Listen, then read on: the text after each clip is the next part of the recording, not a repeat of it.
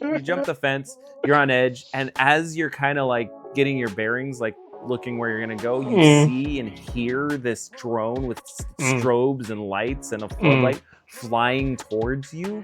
That way you'd peace out right away, man. Yeah, 100%. Like, I love the idea of you hear the drone. Again, I do the reference of the current wars which are going on and all these drone attacks.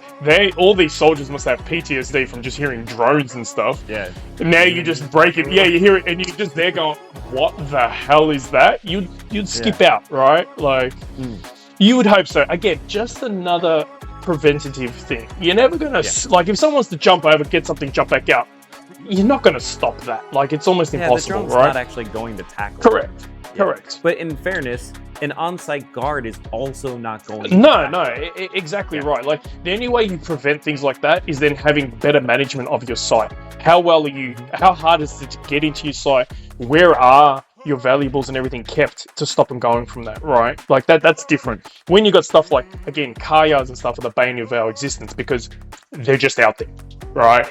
Huge lots of land. It's super hard to sort of protect, right? The only way you're doing that properly is you got to have a double barrier. So you have your one fence around your yard, you'll have a kill zone of like 1 or 2 meters, then you'll have a second fence.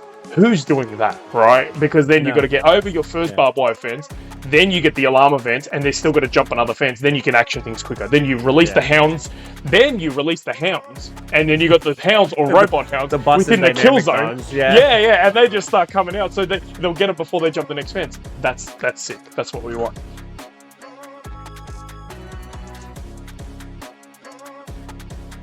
All right, everybody. Welcome back to the FAQing Security Podcast. I'm Jeremy. Thank you for coming yet again, all 10 of you, to watching and listening to the podcast. With me today, I have Nektarios, who is my friend, and we do business together in the security world. He's down in the Melbourne area. I kind of cover the Brisbane area, so that kind of works out nicely there. Good morning. How are you today? Morning. I'm well. How are you? Oh, I'm always well. Until it hits about, I found now, and as I've become more and more a morning person, until it hits about 7 o'clock. Once it hits 7 o'clock PM, all bets are off. PM, yeah. It was literally 7:30 for me yesterday. I'm out at my godbrother's house and we're talking crap, and then I'm like, it feels like 10 o'clock at night. I looked at the time; it was like 7:38. I was like, gosh, what has happened to me? I went, so last night, my daughter and my wife went to see the Opals play, so the female national basketball team, because we have a close family friend in the team. And they went to do that, and I put on Mad Max Furiosa, which is not a great movie. Not even close. Not even close to. Nah. Well, the big thing was the stunts and everything went on the same. So the first one was all live action stuff, as in they did the stunts, whereas the second one was all CGI'd, and had that weird feel to it, kind of thing. It did. Like, there was one where a guy was like trying to. So right at the very beginning, one of the ladies, there's a horse galloping down, and one of the lady runs back to jump onto the back of the horse. And as she runs away from the camera, you can definitely see it's CGI. It looks kind of like I know you're not like a Lord of the Rings person, are you? Oh, no, I haven't seen it in years, but yeah, I used to watch Lord of the Rings. So there's a scene where Legolas jumps on the horse as the horses are coming, and it's like very CGI'd. It looked like that, but a decade and change later. 2 decades That's the thing. later. I think with this one, they kind of made it look artistic to make it, yes, it is CGI, you know what I mean? But then it takes it away from the movie. Like, you watch Fury Road, and I'm just in awe because I'm like, this is real. Like, that car is actually flipping. This is actually blowing up. But the production was ridiculous in that. You know what I mean? That guy's actually playing a guitar while strapped to the front of the car. Yeah, it was great. Yeah. Anyways, unrelated to Off that. topic. Opals, girls are watching basketball. That's where that was from. Most of my podcasts are about basketball now, so this is just yeah. My basketball knowledge isn't that great though. Like, I'm gonna go back to when I was in high school. I just used to love playing like 2-on-2, 3-on-3. Play a little bit of 5-on-5, and I'm like, that's about it now. Like, I've lost all my skill. My skill's gone. I was never a good basketball player. Like, ever. Right. I could shoot okay, but I was never a good basketball player. My girls are much better basketball players. Right. Let's hope so. me and the males in my family, so my boys, like, we're all like, can we play basketball on a computer? Can we can we do it on an Xbox? We'll play Plugged in, man. We're gonna get plugged in. I can't wait. Dude, it would be super cool, and kind of relating to what we're going to talk about later, but how cool would it be if you plugged into a giant metal robot? Like, you don't have to be in the metal robot, but you actually, your mind controlled the metal robot, and you had like 5-on-5 metal robot basketball, like full contact basketball. Yeah, let's go, baby. Yeah, let's go. Yeah, let's like go. But all that won't even be real robots. It'll just be all within a virtual world anyway, right? Like Ready Player One style. You want real robots smashing into each Who's other. paying for this? That's the problem. Right? We pay LeBron James like $50 million a year. Wouldn't that cover one robot? Yeah, but if everyone wants to be in a robot and you and I just want to smash robots, who's paying for those robots? Right? That's fair. That's fair. That's what I mean. Like the virtual world, we can smash as many robots as possible. But the professional level could have real robots, and then we could go to. Sorry. Okay. Yeah. Then we're watching pro stuff. Yeah. Okay, I'm all over that. Yeah. Okay. Yeah. We go to an arena and watch robots battle to the death while playing basketball. Yes. Sorry, I'm on that. Yeah, got it. Amazing. I was like, who's going to pay for us to smash robots? I'm like, no one. It depends. If we put it on YouTube, we might be able to like pay for it with advertising. No one's going to watch us, mate.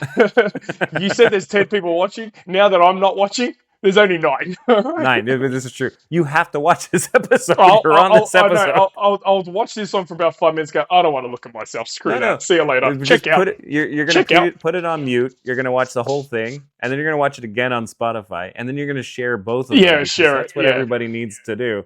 You need to like and share and write a review. Just share it to yourself. Just share it to yourself. Who cares? Just share it to yourself. Yeah. Let's cheat these algorithms. Oh, whatever, man. Just share it to yourself. So, Nektarios and I are both security people. Nektarios' background is more in electrical, so you were an electrical contractor. Currently, we are both more. You're still an electrician. This is true. No, that's good. That's a solid point. I'm an electrician. I didn't mean to like you're the best electrician. He's the best electrician. But what we're interested in a lot, and what we want to kind of touch on in this podcast, is future security technologies and research and development, because I think I'm safe to say that that's something that you're very passionate about. Oh, yeah. I think we're both passionate about being latest tech, what's the latest trends, what's the future going to be. And you and I want to jump on the future bandwagon. Like, instead of being like, oh, that's cool, can't believe they did that. It's like, no, that's cool, we did that, right? Yeah. Like, that's what we want to do. Like, yeah, I love just building stuff. I love tinkering with stuff. And you know me, I don't like buying off the shelf. It's like, oh, they've done that. It's like, yeah, I could do it better. Right? Yeah. It feels like I could do it better. I'm like, do you have the time? No, but I could do it better, right? Yeah. So we always have that joke of the 80% done is 100% awesome. You're like, yeah, but I could make it myself. 100%. So yeah, it's kind of a good thing and a bad thing, I think, sometimes.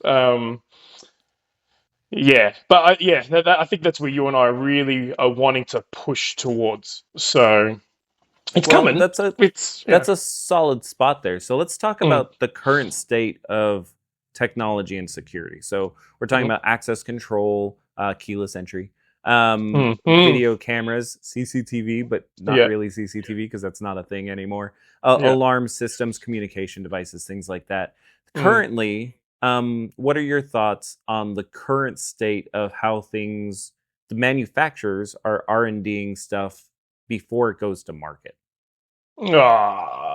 Closed set environments, which are terrible, right? Like, we've obviously spoken to manufacturers now, and it all works well and good in their nice little test benches. And then we show them live videos of just real life scenarios, and they're just like, what the hell is that? Like the old, that looks like a baby, and it was just a cat, right? Like, come on. They're looking at birds, and they don't even know what these creatures are. Mate, they're not from Moldor. It's a freaking magpie, and it's walking, right? So I get it, because even stuff that, say, you and I have worked on, or even like me personally building my quoting template, whatever it is, you develop it in a way, in a closed set, going, yep, this all works. And then even when I real life scenario that, I'm like, oh, this is missing. oh, that didn't quite do what it's meant to do. Oh, that's a small little bug because there's a different one there or something. So I get it, but it's one of those things, yeah. Getting it quicker to market and then fixing it up as you go, that seems to be the thing that everyone does now, right? Like, I could imagine things back in the 40s and 50s. No, no, no. We built this thing so it's robust and you're going to keep it for 50 years. Now it's like, we need to get this out now and do 50 changes within the first year, and then it'll probably fail within 2 or 3. Here's the new one, right? Unfortunately, that's the way it's kind of going. Now, in terms of oh, sorry, just to kind of lead that along. First, right here, I'm going to put a Lord of the Ring reference counter. So, like, the amount of times that, like, Gimli yells out how many kills he has, that would be like the third one. Right, okay. So with that, when you're talking to the manufacturers, is it feel more like they're just trying to race product to market? Is that what? Oh, 100%. Yeah, yeah. And it's the whole everyone's just competing against each other, right? Like, Apple versus Samsung. We've got all the camera manufacturers, Hikvision, Dahua, Uniview. They're kind of like the main sort of same tier level. Uniview brings out their Owl Vision camera, which looks great. And then I'm literally speaking to the wholesaler going, all right, give it a month and Dahua release their one, right? Their Whiz Color, whatever. To be fair, it's not as good, right? So much so I'm going to speak to the supplier, grab an Alview one, put it up against the Dahua one here, and actually have a side-by-side comparison. Like, I need to see a real-life world version of it. Because what I'm more curious about the analytical side at night. Because when it goes into IR, you're now limited seeing car color, shirt color, etc., etc. Cool. But also, because we're very Dahua heavy, right? And we're with the analytics on Dahua, even putting a Uniview camera, the Dahua NVR can still do the heavy lifting in terms of the AI, right? So the analytics and everything. What I'm curious to see is how much better it works because it can see full color even at night. That's something I'm curious about. So everyone's just racing each other. So it's interesting. Interesting. This interesting. is for so people many who times don't we know, say that's interesting in our this tagline. podcast. That's what I want to know. How many times that comes up? We that's our motto. Too. All right, I shouldn't be wearing a top saying that's interesting. So I'm actually interested, and we talk about this stuff a lot, obviously, behind the scenes, but I'm interested in the NX Witness boxes, like ISCSL, that can replace the NVRs, because then you can have TIOC Pros and OwlView cameras for like the more workhorse cameras, and all of them feeding into the same box and still get the same analytics and stuff out of it. I'm curious. I don't know. I do have some pricing, which we won't go into the podcast on this, but it's one of those things where, again, it's almost put on us as the installer and the integrator to prove that works and take the risk of the R&D in that situation to make sure that it works. So we're basically going to a client and saying, hey, we're going to try this. We hope it works. And I'm never a fan of that, which is what holds back half of my stuff. Yeah. Most of the times we caveat that going, we haven't actually tested this part, but this is kind of the latest and greatest, and this is kind of what we're thinking. We'll do it at a discounted rate, and we take a lot of the work off our back, right? And be like, yeah, okay, we're willing to pay for it. We're willing to take a hit on it, whatever. Most times we don't really fail out, right? Like, because it's not a major thing. I am curious about the NX stuff. I definitely think that's what you and I have been speaking quite a bit recently. But then I'm also curious about what is coming out, like the newest stuff from Dahua, right? Which they kind of told us in the R&D thing, which, we don't really sort of say on any space because they said not to, so I probably won't say on this podcast, but you and I have spoken about it, right? But interesting things coming, right? Which is what I like about the way they're moving. At least they're moving towards all hardware related. So you're not having to go down the license route of everything. They're going, no, we're going to build the hardware to do it all. It's like, that's actually pretty cool. So you're actually trying to help the consumer in that sense. But is it there yet? Like, one thing like they always say that does do well quite out of the box is the facial recognition. Like, you can use even just the crappy intercom 2 megapixel camera that will do face detect and facial recognition all from the NVR. Like, pretty good. And if you've got a small 5 series, you can do 2 different cameras all from the NVR. So that's pretty cool. And then the bigger ones will do up to 4 channels, 10 channels, etc., etc. If you go into a 6 series. And again, that's just all hardware. It doesn't have the integration yet, which is not great. So if you do want to run it with an access control system, yeah, we still have to manage 2 different platforms, which like the first one to break that barrier would be nice. That's like, oof, okay, cool. You've just now changed the game a bit, right? Yeah, and currently, like Uniview has that ANPR camera, and I'll throw this out into the universe right now. But that an ANPR, so license plate reading camera that actually has WIG and out, which will feed into an access control system. But I need to test it because Uniview is not going to test it with our access control system. So if Uniview or whoever hears this, Vivian, if you hear this, kick me back one of those ANPR cameras so we can test it without me having to pay $3,000 to test it. Then that would be helpful. So just the more help we get from the manufacturers, like I think you and I are both happy to do R&D. Like really, like we don't. Oh yeah, mind. Yeah. The R&D part is fine. Yeah. It doesn't make sense financially for us as integrators to pay to develop somebody else's product for them. Is mind-boggling, right? Absolutely mind-boggling. Even if it's not us, why aren't they partnering with a select few, which we've discussed with them before, which is they're claiming they want to do that, which is great, but until it happens, it's not happening. But how do they get away with having these products that then aren't field tested properly, sell it to the masses, and then say, oh yeah, it's meant to do X, Y, Z, but then can't prove it either?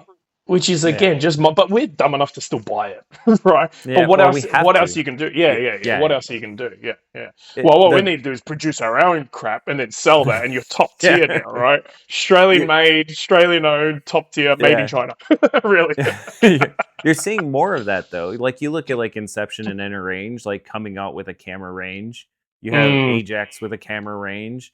You have Dawa coming out with an alarm range. Like people are trying to cross-pollinate. Yeah. 100%.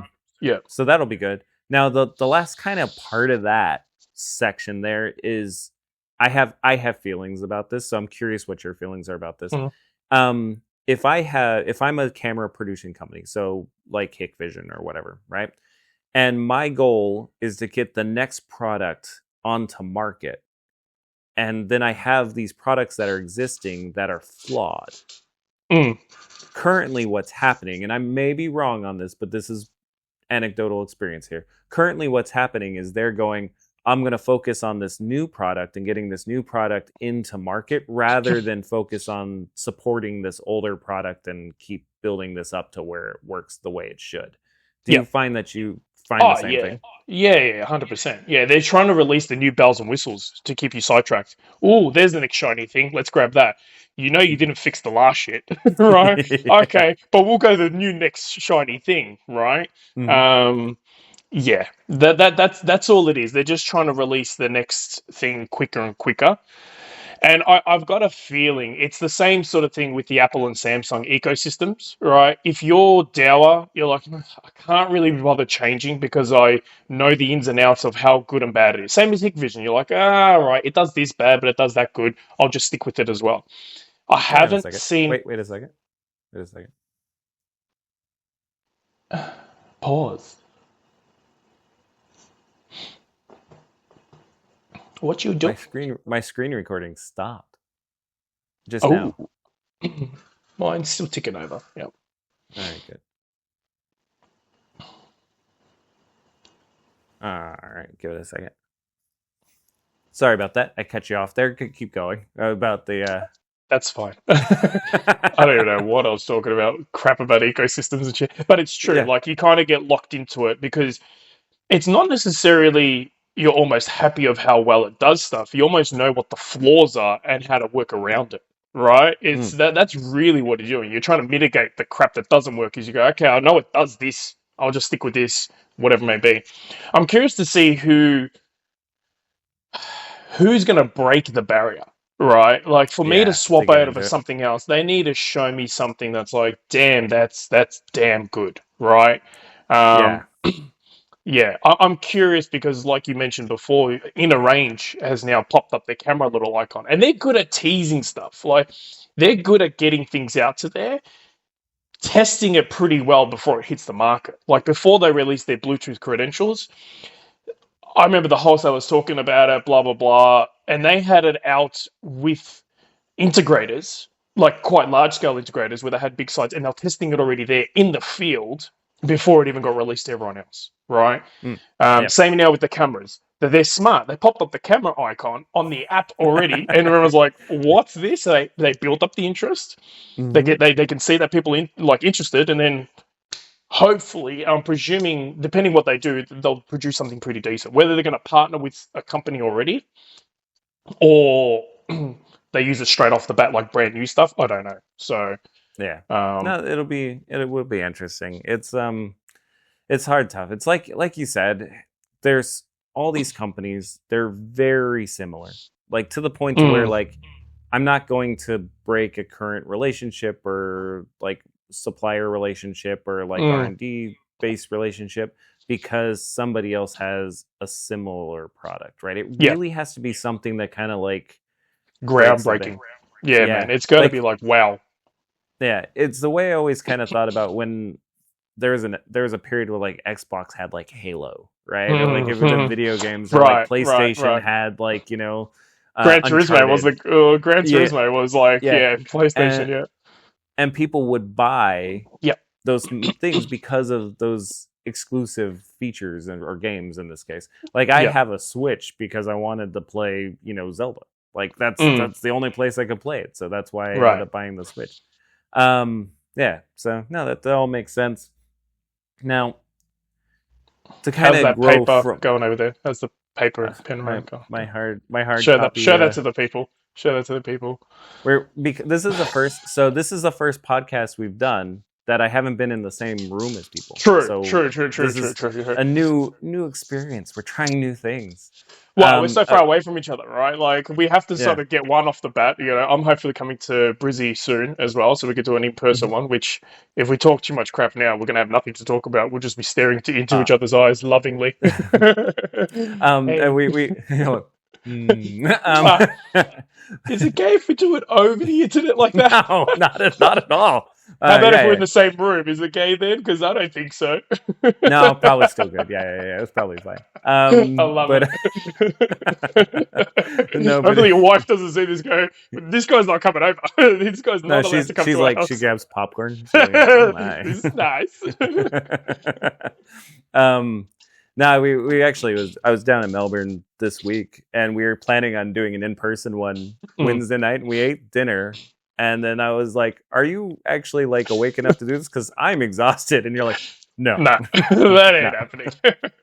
Yeah. So instead, we'll do it really early on a Saturday morning on 2 different. True. Yeah. True. Yeah. I'm buzzing. This is peak time now. I'm ready to go. The sun's honestly out. This is good. Yeah. It's 9:30. I've already been awake for like 3.5 hours. It's fine. Yeah, it's fine.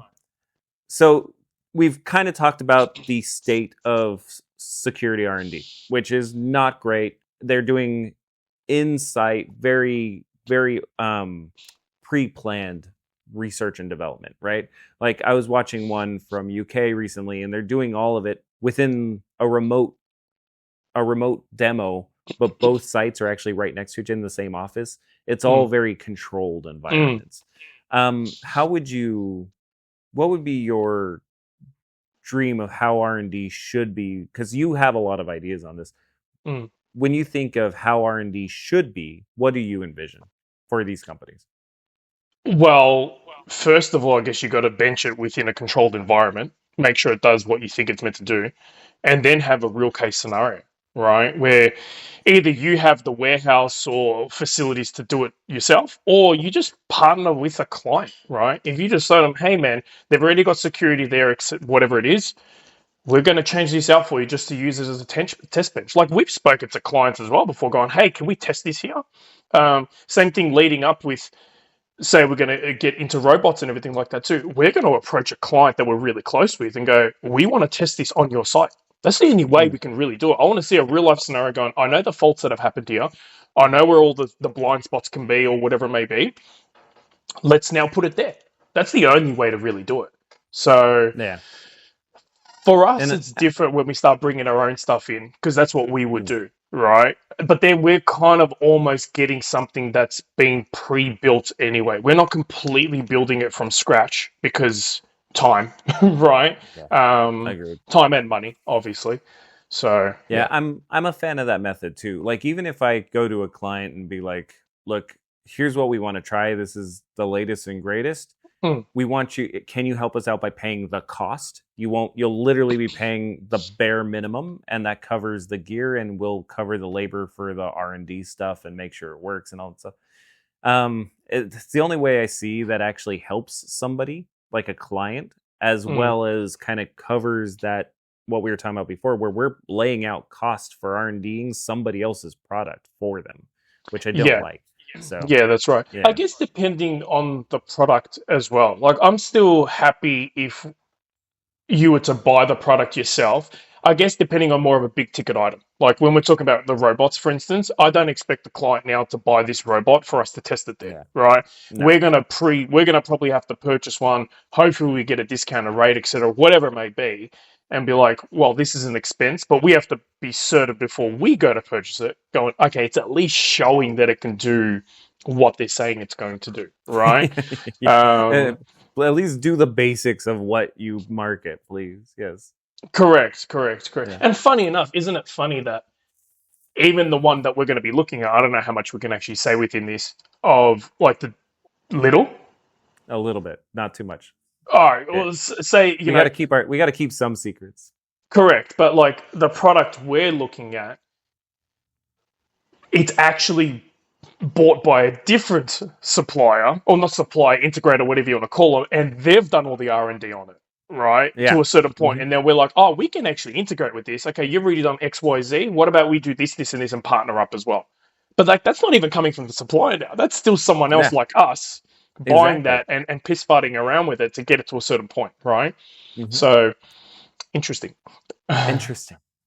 What's the Ding, ding, count? ding. Count. Ding, No, ding. it's true though. It is Mm, true. So about the manufacturers, mm. and then so what would make you happy as an integrator, as an on seller?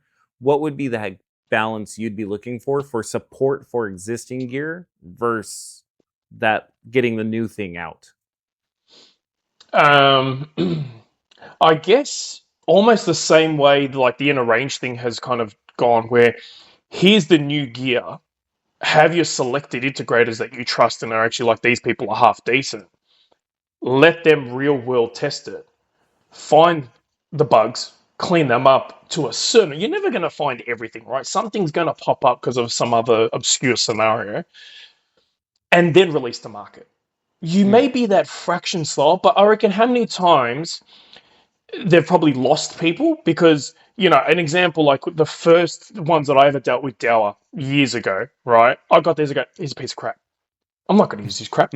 And I was using Hikvision at the time because whatever Hikvision was doing was like, oh, this is actually pretty good, right? For what it was at that time. So that put me off that. But then I started using Dower, started changing, got a little bit better. I had to work with it a certain way. I'm like, oh, you know what? They've actually cleaned it up now. So I wonder how many people have been put off a certain product because they've had that one scenario and gone, this didn't work for whatever reason. Screw that. I'm not using them. I'm going to go back to what I know. Yeah. Um, Well, exactly. Yeah. right? You get that sort of sour taste. You're like, I'm not going to use this crap. This just cost me X amount of hours.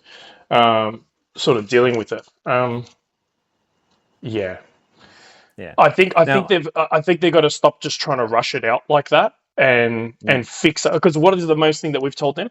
At least get it to do what you say it's meant to do. Whatever it says in the box, like yeah. we've now reduced it to 90 something percent accuracy. They keep on saying that with They're all every 99%. iteration. It's like, Yeah. you can only hit 90% once, man. You can't tell me you've got 90% again. You should have been at 90. You should now be at Mm, 91, 92, yeah. and it's still not there. But anyway, that's a No, gripe. it's true. Um, how do you feel about the supplier manufacturer training for these products? Now, we Mm, probably talk to the manufacturers more than most people, I would mm, think, in our positions too. mm. Um, have you been to like one of the Dawa or Hikvision or any other trainings where? Because I Not go to them and necessary. I'm like, these are neat, but I use them more as like networking events. Yeah. Because yeah, I don't know. it doesn't seem like it does a whole lot.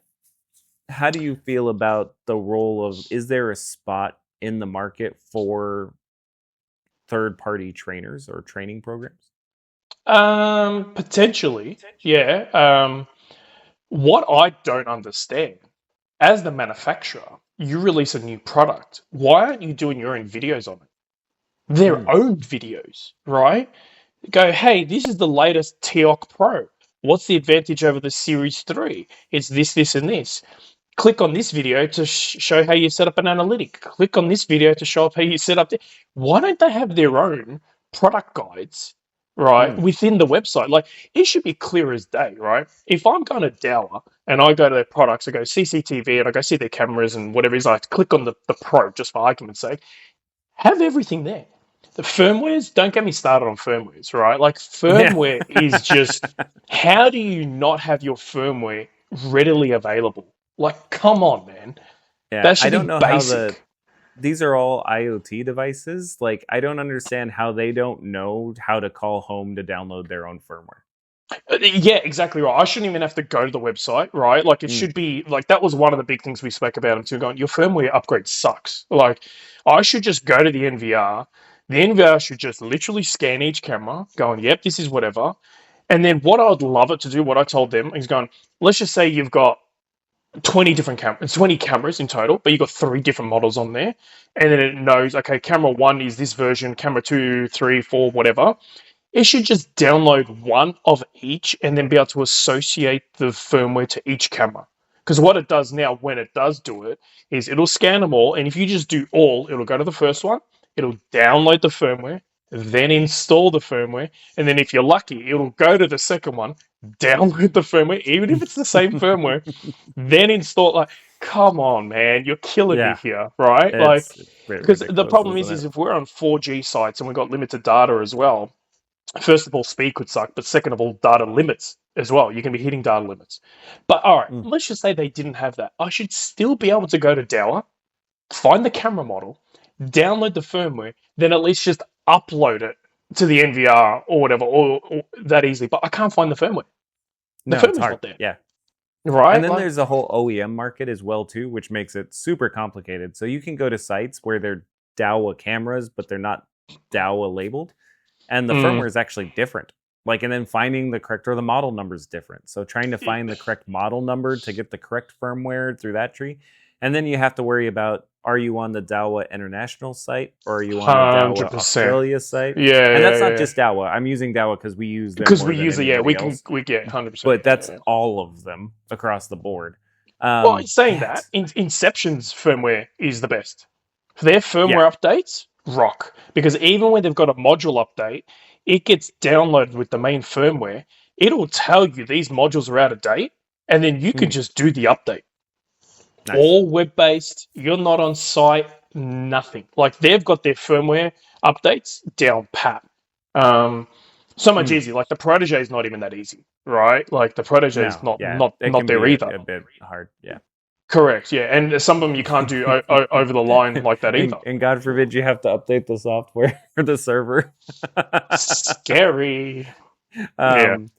No, it's I think so Dawa, if you're listening, you should make videos, but if you want to hire us to make the videos for you, we would be open to that. We do a fair amount of video content, so we'd be happy to help you. Same goes for all the suppliers. Beautiful. Let's talk. All right, so existing R&D, kind of a hard basket. That it's almost like they do enough to make it, to get it out to market, but then the rest falls onto us. Ideally, we would like to have a little bit more explanation from their R&D department how to set things up properly, so we're not guessing. The next step really is, where do we see security technology going? I don't like the term manpower replacement, but in essence, a lot of what technology is doing right now is manpower replacement. Yeah. What are the big things you're hoping to see in the next 2 years here? In terms of the manpower side, or just in general with where the security stuff is General going? security technology. Yeah. Well, the big thing is everything's moving to a cloud-based model, right? Like Inception was probably one of the better ones to come out with it.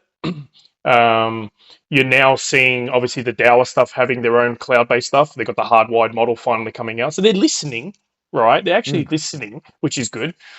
Paradox as well has got a new model coming out, which is again meant to be sort of cloud-based web interface, so you're not having to use software and everything, which is great. Now you keep saying cloud-based, but you're meaning web interface, aren't you? Like a web interface, correct? Yeah. So being able to add, well, I'm assuming they're all going to be web interface like that. Whether then it's an app talking to the cloud that you program it that way as well. Yeah. Like the Dower one technically isn't. Well, I guess it is a web interface, but it's all done through the Duelink and Duelink Care app, so you can't just do it like that's that. Definitely cloud-based. Yep. Yeah. It needs to happen. The Bosch and like the Babyware stuff with like software, the Bosch 6000 is probably the worst because you have to actually buy the software, and it's like in an access control range where in Inception the software is built into it. The WX, the software is built into it. SMB Gallagher, the software is built into it. And you're like, why am I having to pay for additional software for the lower end version of an access control system? Yeah. It doesn't make any sense. Yeah. That's right. It still does baffle me. Like we've discussed it too in terms of payment. Like all these places now are hosting servers and stuff like that for people to access all this crap. When's the penny going to drop and you start getting charged for everything, right? Like it's. I don't think one wants to do it first. Like Dower doesn't want to start charging it first before Hikvision does, right? I reckon they're going to come to a meeting somewhere in China, be like, "Oh, we're going to start it on this date, like both of us, so we're not killing ourselves." I guarantee it's going to happen like that, right? So they're going to cross the street and meet in the middle of the intersection. Yeah, shake hands. Today we're doing it. Okay, press the button. Launch. Them in Uniview. Uniview is just like a dog corner. They're all going to do it 100%. So, yeah. Like the big space, say with the Inception. So obviously we use Protege quite a lot. Love the GX, all that kind of stuff, right? It's one of the things I think you'd love it when you know how complicated it is and how cool stuff you can do, but also sometimes a little bit overly complicated when you've got like $800 alarm panel that does auto arm on no movement kind of thing, right? Meanwhile, we have to do like a 6-step ripple function. Yeah, 100%. So that's funny, right? Yeah.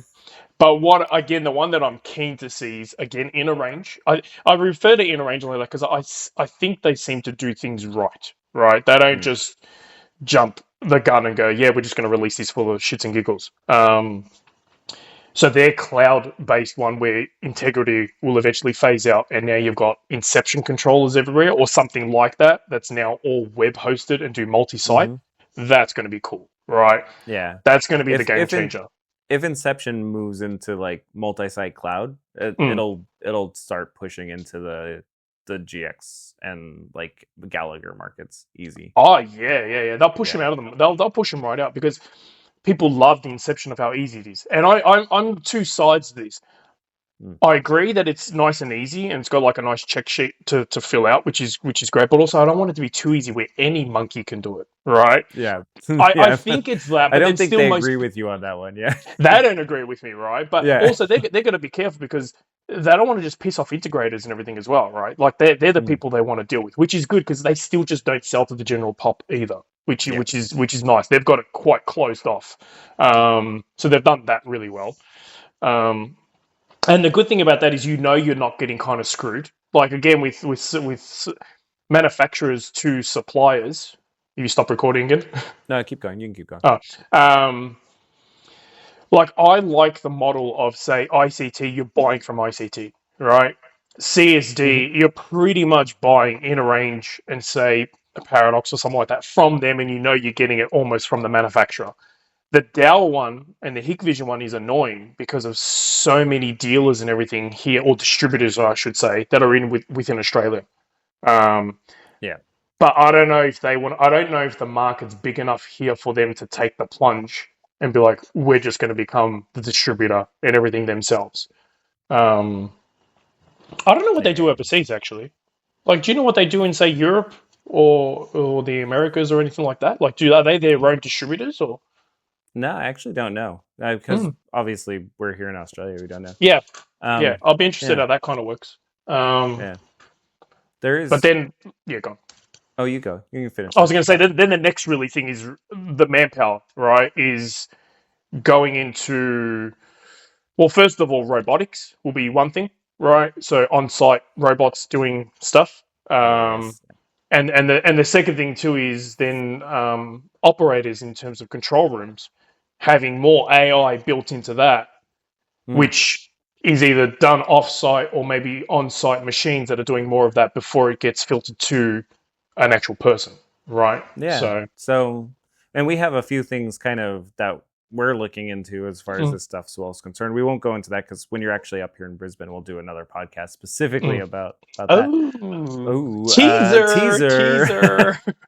It's interesting. Yes, interesting. But so the AI side, which is it just gets thrown into literally everything at this point in time. The term Everyone just AI. uses AI, man. It's just like a pop Yeah, thing, yeah. yeah. So, but the AI side of it, like, so there's a control room in Melbourne, which I went and visited this week. Um, and I won't name them now, but anybody who's Mm. interested can actually contact me because I'm not sure how they feel about me putting their information out there. But they have a pre-alarm AI server that actually filters all of the camera and alarm footage through and looks for humans and vehicle detection. And it can take, so the example they showed me, they took a site that was getting 1,000 alarms a night of just noise, and it reduced it down to under 100 of actual people walking through like a pavilion. So they're using that AI function to clean up a lot of the noise, which is extremely important for outdoor alarms because Mm. outdoor alarms are where the false alarms come from. Mm. Indoor alarms, really, you should be nice Nothing. and clean and Yeah, should man. be nothing. Yeah. Yeah. The robot side of it, that's where we're actually Robots. like really interested, and we won't go into much here, but we are taking a field trip in a couple weeks to see some robots. But we've looked into a few that are existing in the market already as manpower replacements. So we're talking about physical guards. Um, Go ahead and give me a rundown of how you imagine the robots working on a site. How would you describe that process in the future? Yeah. I think so. You've got a couple different things, right? Where you've got static guards which are on sites now, right? And you would have either shopping centers, construction sites, universities, whatever it may be. There's always some sort of static guards. Now, it probably won't replace the guards just at yet where they're actually interacting with people, but it's more say like the overnight ones. Like a classic one is a construction site. There was a school. They were paying for guards to be there 24 hours a day, so it's just one guard on site, 12-hour shift. Cool, right?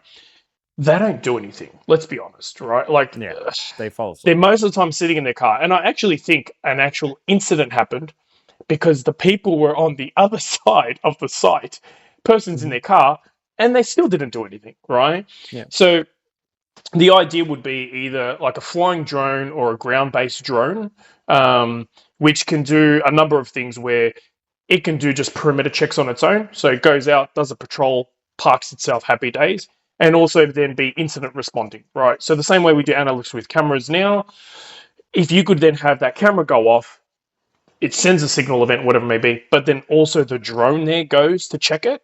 Happy days, Mm-hmm. right? Like the flying drone's cool because you get an aerial shot. You know, you might have thermal cameras, etc., etc. That's cool. You've got problems with that, like permits and all that kind of crap that you Licenses and need. permits. Yeah. Yeah. So there's all that involved. Ground drones would be cool because easy to deploy, should be sort of cheaper, but almost not quite. The No, yeah, pricing it's of the like there's flying ones, right? more things involved to actually get it to work properly. Yeah. Correct. Then you got a lot more Yeah. issues with, it needs to navigate different terrain, all that kind of stuff. Mm. Um, so The that's I where I love kind of see that's going. Yeah, I love the idea, like in my brain, because Mm, when you're selling something, right? The base idea of selling something, you go from your current state, like what life is now. The current mm, state of my yard is people are jumping the fence, running into the back and graffitiing on the back wall, or stealing catalytic converters from broke down cars, whatever, right? That's the mm, current state. And then when you're doing selling, the ideas go, okay, well, where do you want it to be, and would this current state be better for you. And I just imagine that as like, all right, somebody jumps a fence, right? Let's say they're going to do still a catalytic converter from like a wrecking yard, right? Mm, They jump the fence. One of the motion sensors or camera detectors picks it up. That person already is kind of on like high alert because they're doing mm, something illegal. If they get caught, it's kind of bad. mm. Maybe it's normally it's like a little bit of a, I don't know if anybody's broken into some place before, but it's a little nerve wracking. So Oh, they really, jump. Jeremy? Where are you breaking into, mate? Look, man, I haven't always been like, Is that this. why you So skipped yeah. the country in the US and now you're here in Australia? You're hiding out. What's your real name, um, Jeremiah? Hedemius. You jump the fence, you're on edge, and as you're kind of like getting your bearings, like looking where you're gonna go, you Mm, see and hear this drone with mm, strobes and lights and a mm, floodlight flying towards you. mm. That way you'd peace out right away, man. It Oh would, yeah, 100%. Like I love the idea of you hear the drone. Again, I do the reference of the current wars which are going on and all these mm, drone attacks. All these soldiers must have PTSD from just hearing drones and stuff. yeah. And now you just break it. Yeah, you hear it, and you're just there going, "What the hell is that?" You'd Yeah. skip out, right? Like Mm, you would hope so. Again, just another preventative thing. You're never gonna yeah. like if someone wants to jump over, get something, jump back out. You're not gonna stop that. Like it's almost Yeah, the impossible, drone's right? not actually going to tackle them. Correct. Yeah. Correct. But in fairness, an on-site guard is also not going to No, tackle it. exactly Yeah. right. Like the only way you prevent things like that is then having better management of your site. How well are you? Hmm. How hard is it to get into your site? Where are your valuables and everything kept to stop them going from that? Right, like that. That's Mm. different. When you got stuff like again car yards and stuff are the bane of our existence because they're just out there, right? Huge lots of land. It's super hard to sort of protect, right? The only way you're doing that properly is you got to have a double barrier. So you have your one fence around your yard, you'll have a kill Hmm. zone of like 1 or 2 meters, then you'll have a second fence. Who's doing that, right? Because then you've got to No. get over your first Yeah. barbed wire fence, then you get the alarm event, and they're still got to jump another fence. Then you can action things quicker. Then you release the Yeah. hounds, and then you got the hounds or the, robot hounds the Boston within the kill Dynamic zone. dogs. Yeah. Yeah, and they just start coming out, so they'll get it before they jump the next fence. That's sick. That's what we want. Yeah. I do like the idea of the double fence with like a beam that actually goes. The amount Yeah. of landscaping required with that, because beams are kind of a pain in the ass if you Mm. don't keep track. Again, if people want to spend money, we could literally turn something into Fort Knox. Like It's it prisons, really is right? a question Prisons. of how much they want to spend. Yeah, Yeah. that's the big. That's where there's big money. Mm. But what we're trying to do is fill that gap where the terrain is difficult. Yes, we know that. How can Hmm. we make it better? What is more preventative things with a cheap version of like a drone or something can actually Yeah. fill that gap in. Especially with the patrols, like you think about it, a drone's got a battery life of whatever. The site's not that big. If it takes it 5 minutes to do a patrol or 10 minutes to do a patrol, it can be doing that constantly. Go out, Yeah. recharge for 5, go back out again, right? And like what we we're looking into, if you've got 2 drones on Hmm. site, they just go in tandem. So you almost may not have a downtime. Because if Yeah. you're a would-be criminal, you'd be watching it, it's docking now, I've got 10 minutes or whatever. Cool. Hmm. If they don't realize there's an alarm response associated to that too. But imagine you got 2 of these buggers on there, right? Yeah. And then one goes out, does a patrol, as it's coming back, second one launches, and then they're just in tandem, constantly. That's pretty cool. What I would love to try, and we're working with Dawa on this currently, but what I would love to try is like the Dawa radar detectors off a building or even like a pole. Like, all right, so you have your drone and then you have like a pole, skinny video, and you have the radar actually picking it up. You wouldn't even need to be wiring out to fence lines, running cover conduiting, all that bigger stuff. scope, right? Yeah, so the hardware is expensive, but the actual installation and setup is actually way cheaper because you're not physically doing all this cabling and like labor intensive manpower like stuff. So, and in the grand scheme of things, like it's not that expensive, especially for the kind of space you're trying to cover, right? Like in an ideal world, if that radar works as well as what they say, and you've got a pretty big lot and it covers a big span, you could just position them in key areas quite high, and if it does just pick up that movement, you probably section it out to quadrants and just go send the drone out. Your Yeah. drone is No, then your exactly. eyes, Yeah. right? Just like, Yeah. again, you may have a patrol drone that's patrolling. You may have a second one because, again, they're not that expensive. And I could imagine the cost dropping quite considerably. Like, if you talked about this tech 10 years ago, these are probably $300,000-$400,000 devices going, you can't have that. No chance. Whereas now, give another. Don't get the price now. Don't Of get the course price not. now. Of course not. Yeah. I'm not going to say I'm not that silly. Like, I could be dumb, but not that dumb. But yeah, like I didn't mean to say you were dumb. I'm I sorry. meant it anyway. People are going to get the wrong idea. Going, are you guys partners or partners? Who's the top? Who's the bottom? Anyway, yeah, you could imagine how cheap the tech's going to get, right? So interesting. Again, very interesting. Interesting times. Yeah, interesting times. Yeah. No, I do feel that and it's already started. So if you keep in mind, back in the day, we were doing a bunch of beams and electric fences and cameras, running cameras as far out to poles as we could and putting cabinets out there. Like even now, we're slowly but surely reducing back into the building and doing like TOCs with longer range from the building where it can have internet connection and be more reliable, not worry about cable faults. I think that more and more, the better the hardware gets, the more it'll kind of compact and just be a little bit more specialized, which will be good. Again, I firmly believe, and I think you do too, that security for sites really needs to, when we're talking about corporate and large companies, even a little bit medium maybe, but the large and corporate stuff, the security has to be customized. It can't be a one size fits all cookie cutter type situation. So. Yeah. But Sorry. No, you are okay. I had a call coming through. It's always the way. It's you're on Do Not Disturb, I'm assuming, but it pops up on the screen. Yeah. But this tech, actually, they're part of my favorites, so they can actually still get through. So, okay. There you go. When it special. Do you need me to blur out the name when it pops up on the screen? I don't know. Yeah, I'll have a look. I'll play through it. I'll depending how high. Well, if you're getting my video, there seems to be a big gap here. Yeah, there's a. But my video is recording yours now, so yours. Yeah, I don't know. Whatever. You work it out. It'll be fine. But above you is where I have the interesting count going. Oh, interesting. Yeah. I've got like this real sun coming on my left too. I just have to drop the blind to stop blinding me. Anyway, no, you're okay. We're coming close to the end here. So that you just stick with it, man. That left side of your face that's all white. That's just is what it is at this point. How bad does it look? Can I drop? No, you're fine.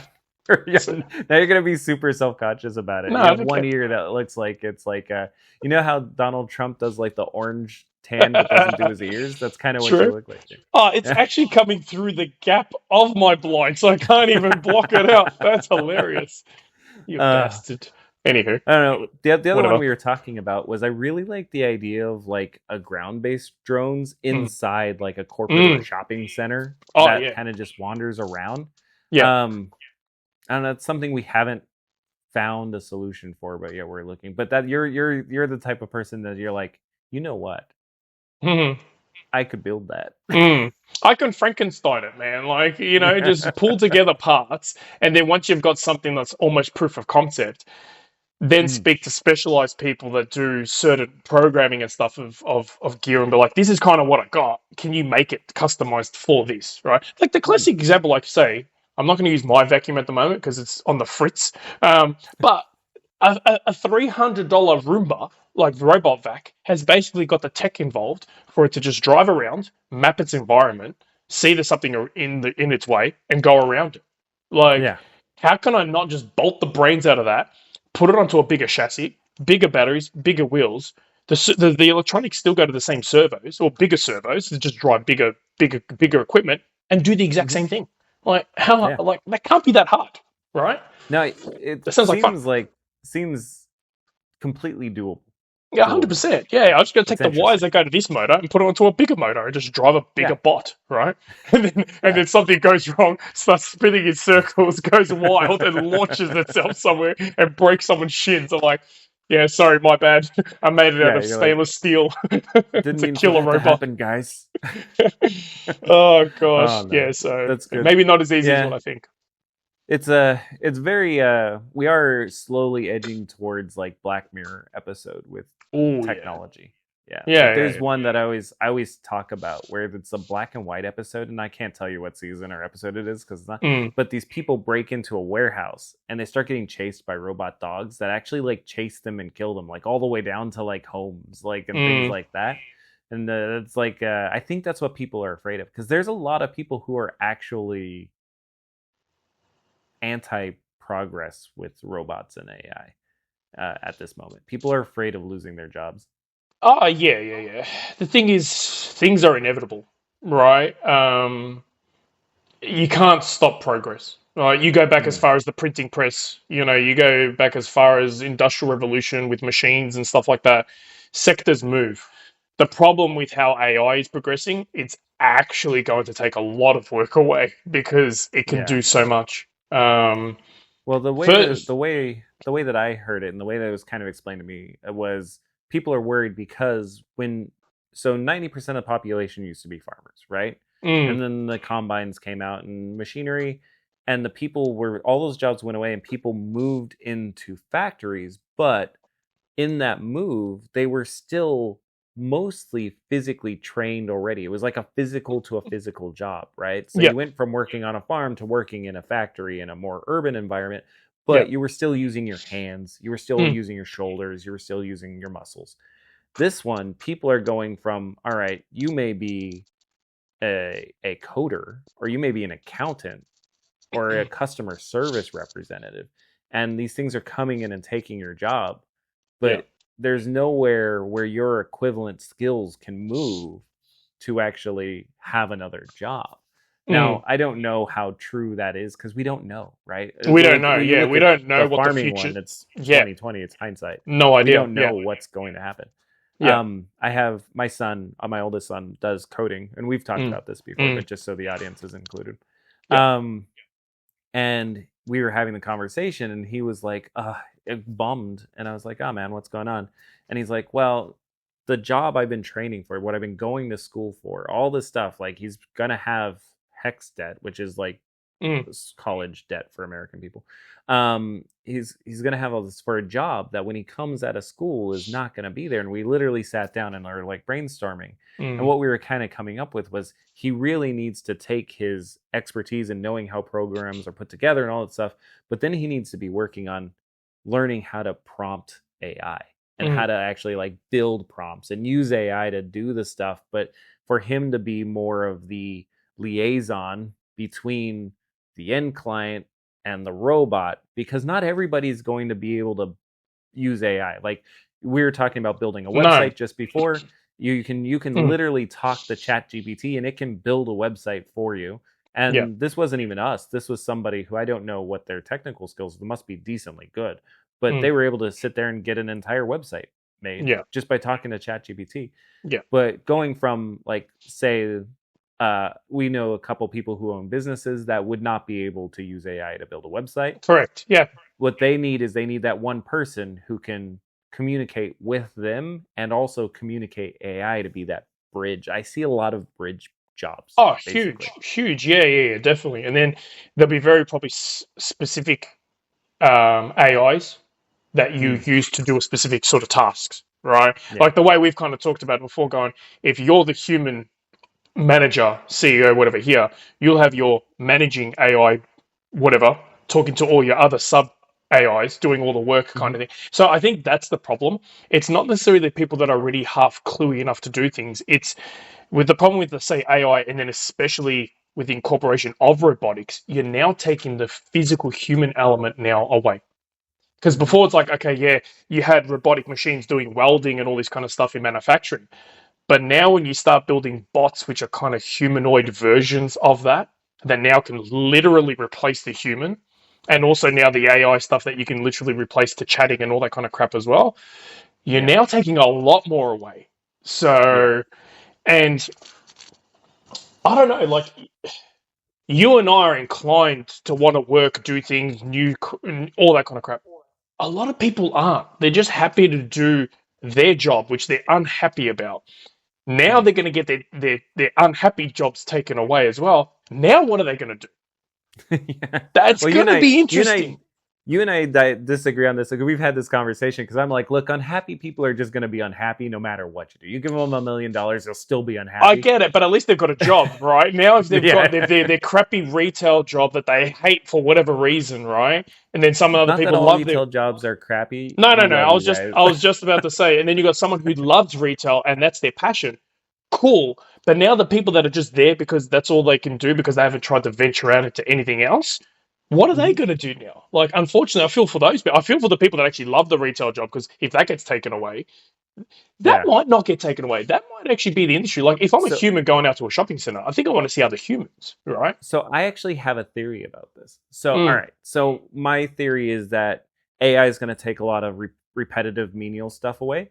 And then, but if something goes wrong, people are still going to want to talk to a human or engage with a human or even be able to engage with a human while engaging with that AI. But maybe it's not a full-time take 100% of that person's thing. So the Yep. way I think about it is, self-checkouts, like you go to Woolworths, Yep. you walk into the self-checkout area, and then there's like one person Yep. standing there. All right, so let's play two different scenarios. What normally happens is that person is what I think the future is, by the way. Yes. So yes. we go into this area where there's all these self-checkout bots that do things.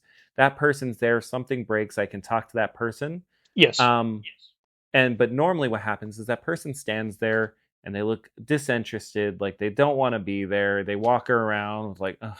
They pick up the baskets after you finish with a basket and they take it back. That's scenario A. Now imagine scenario B. So you walk into there and this person's like, "Oh, hey Jeremy, how's it going, man? Yeah, no, it's good. Yeah, use the machine. Let me know if you need anything, right?" And then like you're like, "Oh, like just personal." Being like, "Oh, how did you like those apples? How you like them apples? How do you like them apples? Like whatever it is, like, yet. hey, if you buy 2 of those, you actually get a discount because they do discounts for those. So if you buy 2 Dares milks, you get actually money off. Do you want me to get someone to just bring you up one real quick while you're doing the rest of your stuff?" Like, that person has the ability to make the same amount of time that they would be standing there, beep, beep, beep, beep. That person has the ability to make everybody's life who comes into that area to deal with those robots day better.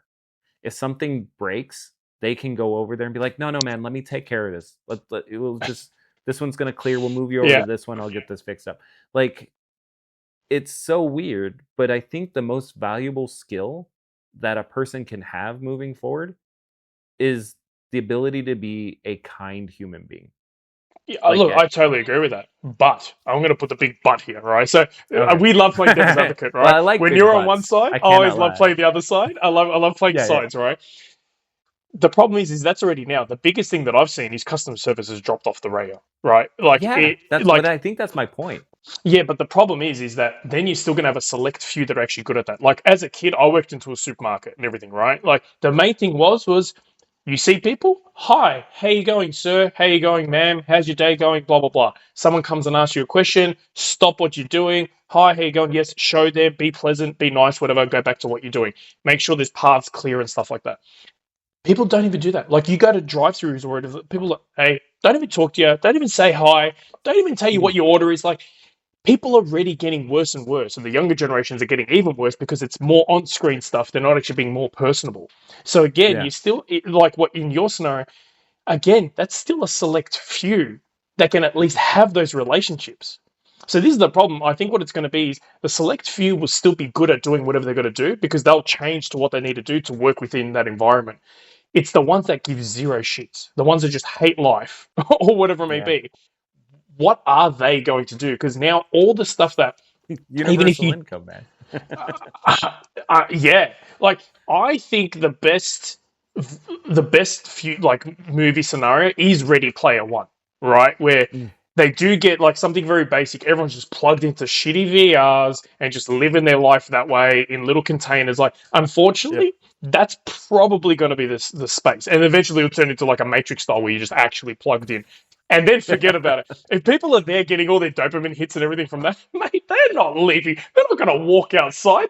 That's ridiculous, right? My concern about that, the reason why I don't feel that would be like a long-term solution is because with your dopamine, what happens is the more and more you get, You got to less and ramp it less up. it does. Yeah. Yeah, like sooner or later, people are going to be like I can't imagine how deranged that VR world is going to be. Like what people would be doing to actually get their dopamine hits after 2 years of Oh, being able to be free. It's going to be scary. That's the problem. And Yeah. now, to be honest, it's almost like you almost need a cataclysmic event to reset, right? To be like, hey, do you know what I mean though? Because it's like the powers that be, right? You're going to have the bigger divide between the general pop and the ultra wealthy and rich and everything. They're basically going to run everything because they kind of do it now, but that's just going to get bigger and bigger and bigger, which is going to be horrible. So again, what happens? Is it like a futuristic movie when the uprising happens against the elite and then everything goes who bloody knows? And then you go, actually, what the dystopian should be, AI comes in, manages everything going, you guys are retarded, right? We're going to fix this, right? And be like, no. You guys can't be doing that anymore. This ultra wealthy and whatever here isn't going to work. We'll take care of all your stuff, but we'll give you a better life, right? Yeah. The AI overlords. I always make a joke that if aliens came down to this world and they took over, my best scenario, assuming they're taking over, not being friendly, the best scenario for me is conquering, taking over, conquering, you mean? Yeah, conquering.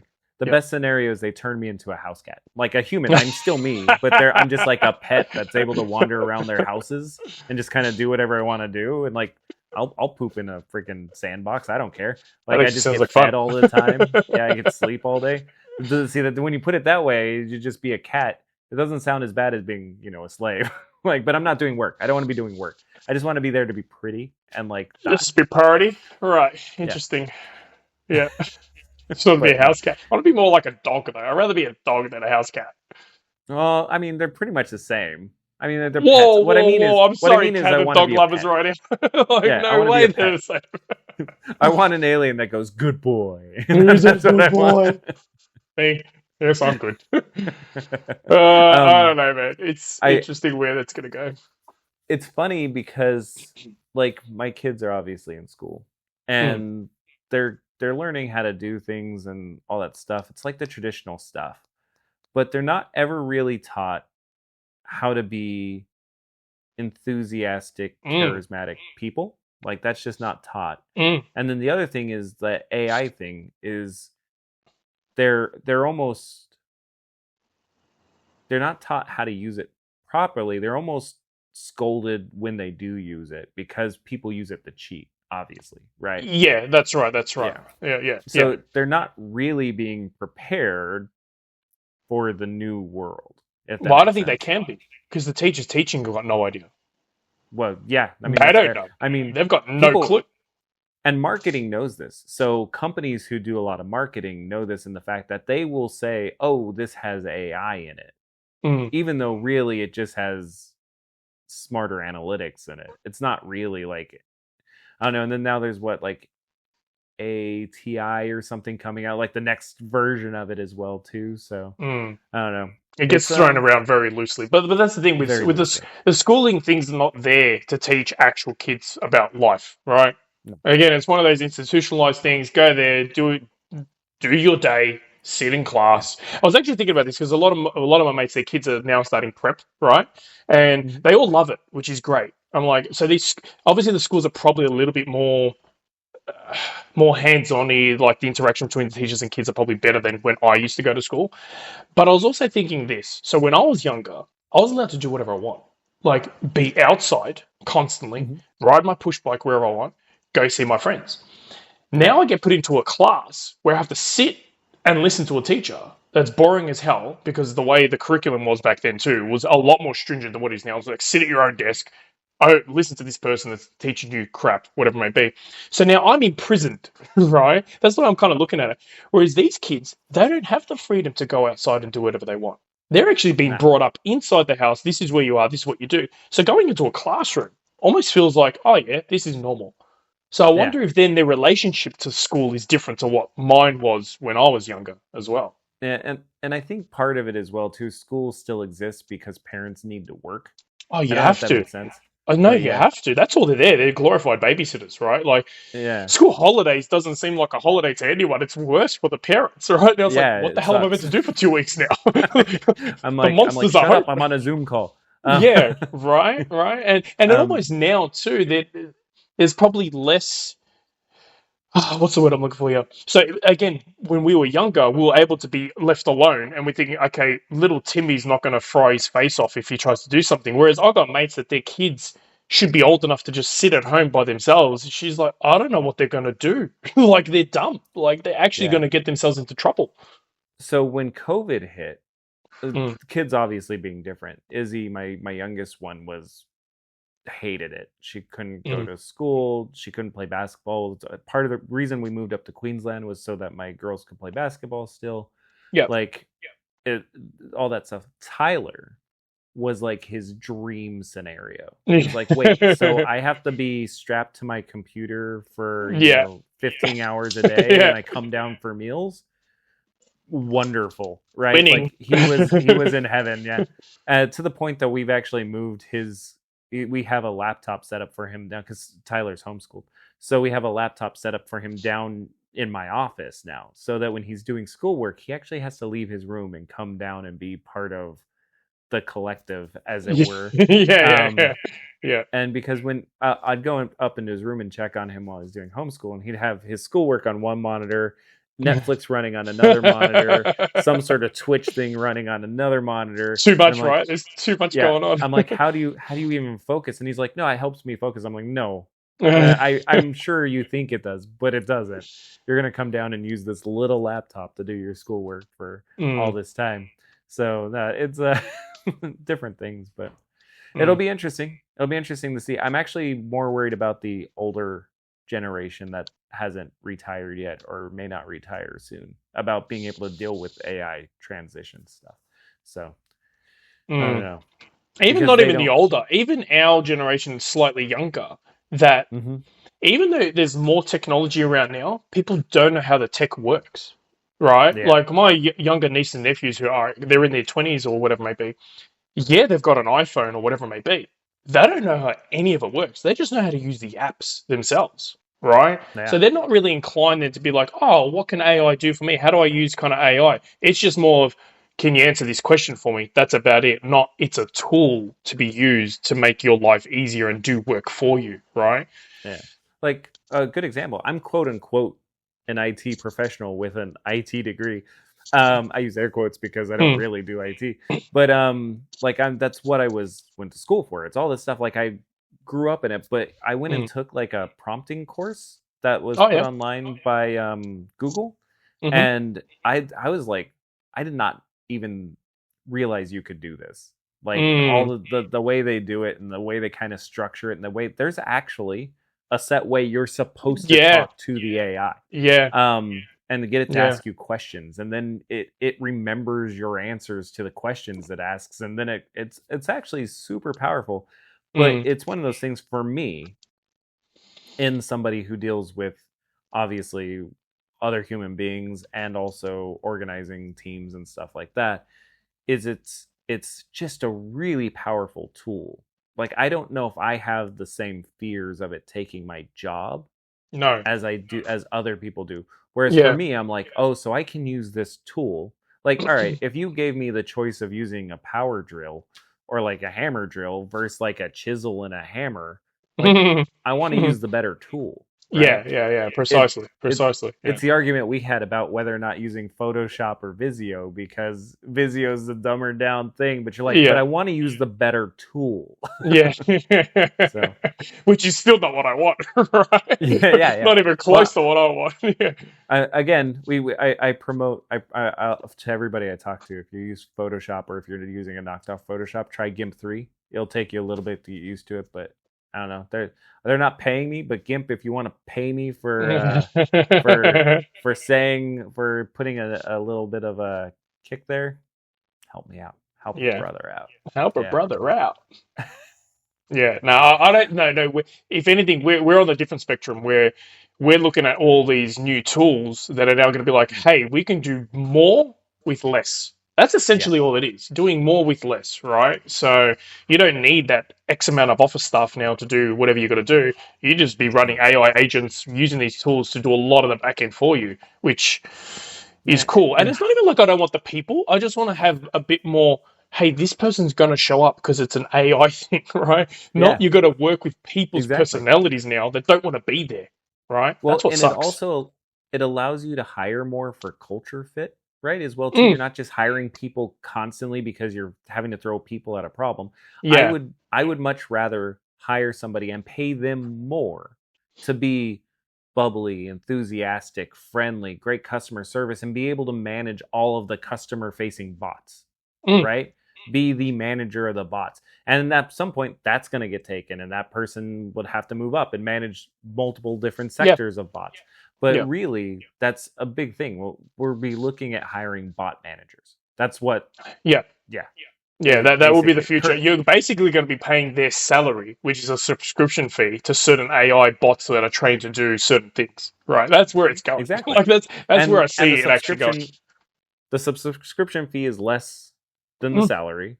It heaps doesn't should have, be, yeah, it should doesn't be. But have you know what's going to holiday happen? time. That's going to creep up to almost be salary wages. I guarantee it. But even now, salaries are jumping. Like trying to find years ago, I was able to find a nice, solid, really good technician for like 80,000. Like Mm, that's not a reality anymore, like at all. Um, for me to get a contractor up here in Brisbane to do work for me, some of them are mm, charging up to $150 an hour mm, for just security work. That's not mm, electrician work. That's not plumbing work. That's mm. just security work. Like It's cable pulling, yeah, cat cable six, pulling. and four Yeah, core security cable, like the yeah. dumb of the dumb, right? Which brings me to Mm, we get not too far, but the other thing I want, whether we can build it or somebody else can build it and come to us and we will sell it for you, we will partner with you, is I want a spider drone that mm. I can clip cable onto and have it go up the wall and through cavities and run cable for me. That's I've what I want. seen some actual bots now. So there was one where it had sort of spider appendages, but it wasn't driven on the ground. It was driven with rotors, so it could actually fly and then manipulate its shape. As Oh, oh, yeah, bro, it was insane. Um, interesting.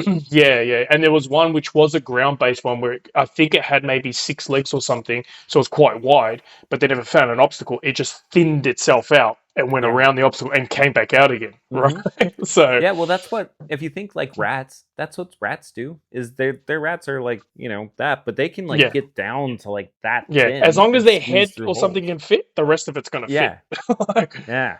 Like but that's to what I be need. honest, I need. Maybe I should train rats to just run cable for me. Just I've be like, seen people use cats and stuff where they open up, say they're doing work on a decking, right? They open up one side uh-huh. of the deck, the other side of the deck. They have the other person with food on the other side. They tie a draw wire to it. The cat goes And then underneath cat and that. goes. I'm like, that's brilliant, right? Well, I saw a video of a guy using a Nerf gun. He tied fishing line to a Nerf bullet and shot it across the roof, the inside the roof cavity, Right. and it went down the other side. And he just pulled the fishing line through and then Yeah. clipped the cable to it like a draw wire and drew it through. See, And I that would was just like, be oh, fun. I just want to shoot that's stuff, brilliant. right? Like, poof. The Yeah. the last thing I want to talk about is an Yeah. impossible technology. All right, Hmm. what are your thoughts on a camera / detector? And we've seen some variations of this online that can shoot a projectile of some sort Oh as a yeah. deterrent. So the biggest ones, like we've spoken about it. Obviously, I've seen one in South Africa which you shoot non-lethal bullets on a turret. Right, amazing. Obviously, we can't do that in Australia. Should I mention the one we Obviously, spoke about the other day though? Oh, I could say it anyway. Like yeah, that's fine. Yeah, the sprinkler, right? So I saw a yeah. video of a guy who people were parking in his driveway spot. So he just put a sensor up and a sprinkler just soaked him. I'm like, And a strong ass sprinkler. yeah, it was decent, right? But it was still a spray. It wasn't like a direct hit. But you think about it. If you had a deep, like even like, because again, the domestic stuff we talk about is slightly higher end, right? We're talking like Yes. quite decent properties. They're not just your average Joe ones, which are fine, but this will more relate to that. So again, another deterrent. Someone breaks in or jumps the fence to go into the inside part. Have sprinklers that just Yeah. shoot out as well. Whether they're guided and directed is one thing, but even most people will have automated sprinklers anyway. Just trigger the Mhm. relay on that and just go full ball on your sprinklers. Yeah, Right? I agree. Well, we were talking about on a drone, specifically a ground-based drone, putting a fire extinguisher. Yes, that's right. I forgot about that one. That's still very cool. Yeah. I don't know what the legal ramifications are with all this. That's the only problem. Yeah. Or else, Well, yeah, this because is my dream list. This is because what I was thinking was instead of like we have that, but then we have like an igniter that just fireballs it as well. Oh, like wow. you could, right? So it's a You have flamethrower. an accelerant that just goes and you just another thing just sparks it. Boom!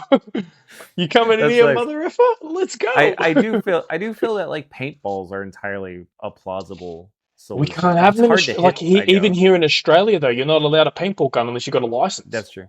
Or Well, else then, mate, you what? Sorry, I can't have one because I'm a foreigner. Apparently, I have to, a gun go through license. some extra hoops. Yeah. Even a paintball license. Interesting. Yeah, interesting. Yeah, I don't know the whole paintball. It's not the same as a firearm license, but I don't know where you can and can't use it anyway. But the thing is, like, even though airsoft's not here, what are the gel blasters? You can get them in Brizzy. Yeah, and you can buy that off the shelf. Why don't we just use a gel blaster? Yeah, we could just use a gel blaster. So I've seen videos where people strap them the flying drones, like the little pistol gel blasters, and where they do those war games with the gel blasters or airsoft, they strap a gun to it. The drone takes off, flies around, and they actually use it like a actuator to shoot it. Use it like It's an idea. I don't know. We always talk about it'd be fun. It's something that we're. Well, the good thing about the gel blaster is that it's a tool you can use where you are right now. So whether you got a strap to a drone or not, be like, oh, whatever, man. I shot the guy with a gel blaster. Can I not shoot him? If I can shoot you with a gel blaster because we're playing a game, if someone's breaking into a place, why can't I shoot them? That's the answer. Is we're playing a game. Well, like they're playing a game that they've signed up to as soon as they jump the fence. So you've just entered this contract. You don't have your own gel blaster. That's your fault, buddy.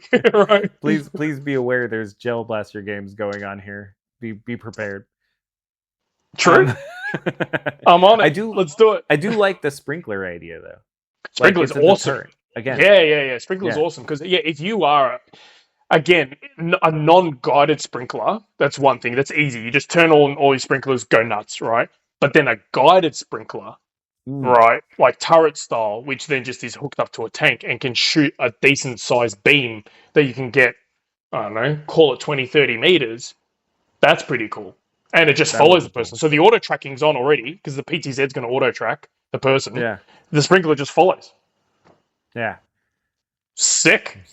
Right? Sick. Yeah. Sick. And then, is it water, or again, is it an accelerant that just has a spark and turns into a flamethrower? Right? Like, come on. There'd be some sick bastard that just fills it with urine. It's a way of doing it, right? Oh, again, now this is getting dark.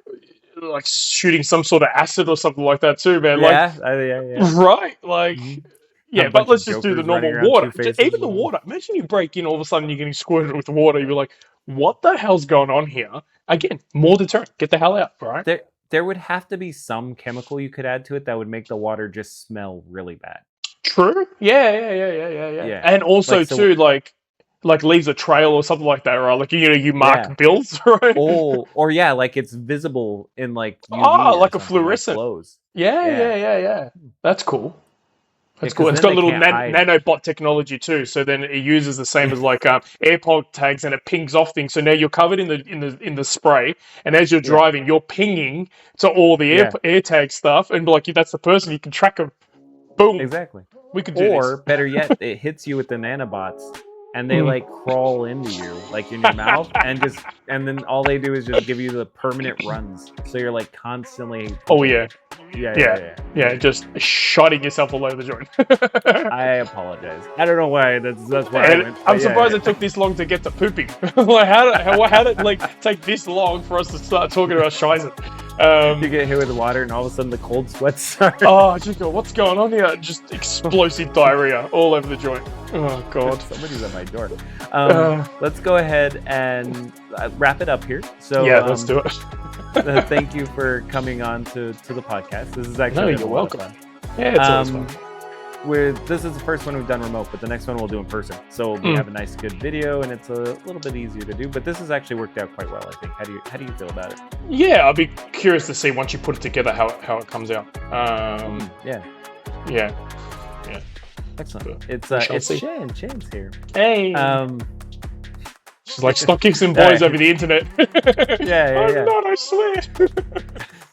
All right, so let's go ahead and call it there. So thank you to everybody for sticking through the podcast. Because this is all piecemeal, I don't know how long this one's actually going to go.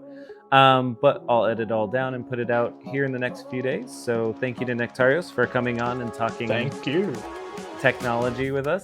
Again, make sure everybody that you like, subscribe, follow, all that stuff, because it obviously helps us and lets us know what is working and what's not working.